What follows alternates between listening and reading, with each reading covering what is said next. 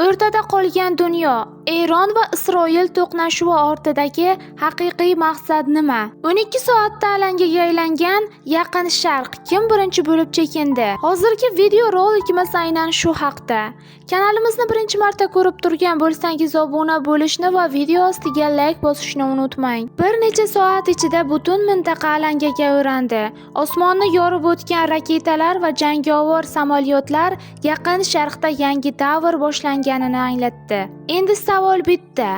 Bu cheklangan operatsiyami yoki katta urushning boshlanishimi? Eronga qarshi Amerika va Isroil operatsiyasi boshlandi. AQSh prezidenti Donald Tramp va Isroil bosh vaziri Benyamin Netanyahu maqsad Eron rejimi tahdidini bartaraf etish ekanini ma'lum qildi.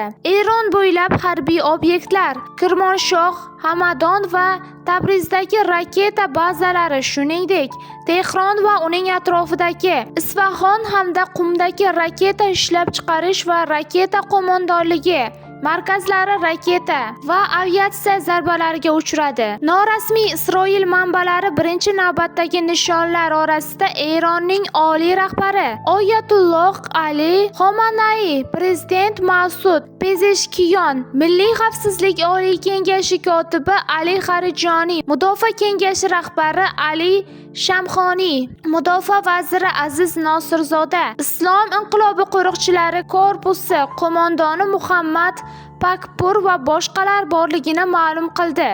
Ularning taqdiri haqida hozirgacha aniq ma'lumot yo'q. Urush boshlanganidan beri Eronning yuqori martabali amaldorlaridan faqat tashqi ishlar vaziri Abbos Aroqchi omma oldida ko'rinish berdi. Aslida AQSh va Isroil rahbarlari operatsiya maqsadi Erondagi oyatullohlar tuzumini ag'darish yoki hech bo'lmaganda eronlik namoyishchilar uni ag'darishi uchun sharoit yaratish ekanini bildirib o'tgan. Isroil harbiy havo kuchlari uchun 2026-yil 28-fevraldagi operatsiya tarixdagi eng yirigi bo'ldi. Unda qariyb 200 ta samolyot ishtirok etdi va 500 ga yaqin nishonga zarba berildi. Eron esa o'z navbatida Isroilga, shuningdek AQShning Yaqin Sharqdagi muhim bazalari, Qatardagi Al-Udeyd va Quvaytdagi Ali As-Salim, Al-Dafra hamda Bahrayndagi AQSh 5-floti shtab kvartirasiga raketalar uchirdi. Eron raketalari yoki ularning parchalari Abu Dabi va Dubay shaharlariga qulagan. Saudiya Arabistoni ham hujumga uchradi. Mamlakatning neft qazib olish markazi bo'lgan sharqiy hududida va poytaxt Ar-Riyodda havo trevogasi e'lon qilindi. Bundan tashqari Eron AQShning Fors ko'rfazidagi boshqa ittifoqchilariga, xususan Kuvayt, Qatar, Bahrayn aeroportlariga uzoq masofali Shahid kamikadze drollari bilan zarba berdi. Eronning bir nechta zarbasi nishonga aniq yetib borgan. Tasdiqlanmagan ma'lumotlarga ko'ra, Al-Udeyddagi bazada radar vayron bo'lgan. Bahrayndagi bazada esa yong'in yuzaga kelgan. Ma'lum qilinishicha, Abu Dabida bir kishi, Suriyaning Suvayda shahrida esa yana 4 kishi halok bo'lgan. U yerda Isroilga qarab uchgan Eron raketasining parchalari qulagan. Isroil axborot agentliklari Oyatulloh Ali Xomanaiy o'ldirilganini da'vo qildi. Eron tashqi ishlar vaziri Abbos Aroqchi mamlakat oliy rahnamosi hamda prezident Mas'ud Pezeshkiyonning salomatligi haqidagi savolga javob berib, ular tirikligini aytdi. Eron Qizil yarim oyligi dastlabki ma'lumotlarga ko'ra, AQSh va Isroil zarbalari oqibatida 200 dan ortiq odam halok bo'lgan, 700 dan ziyodi yaralangan.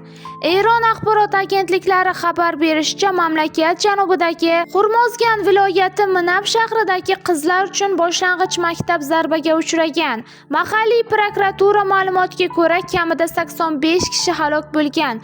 Biroq ularning nechasi o'quvchi ekani aniqlashtirilmagan. Bu ma'lumotlar mustaqil manbalar tomonidan tasdiqlanmagan.